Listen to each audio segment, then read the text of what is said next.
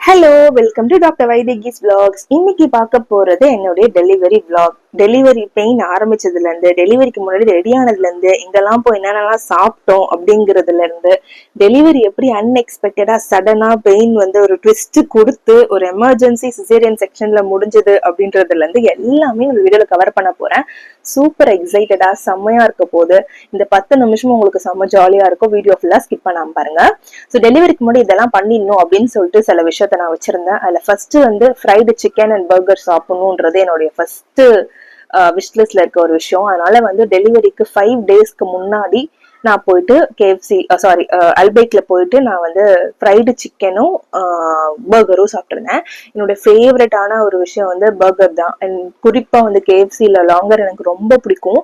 So அதுக்கப்புறம் இந்த Al Baik burger நல்லா இருந்தது ஓரளவு. எனக்கு வந்து அது சாட்டிஸ்ஃபேக்டரியா இருந்தது. கேஎஃப்சில வந்து நிறைய அந்த அஜினமோட்டோ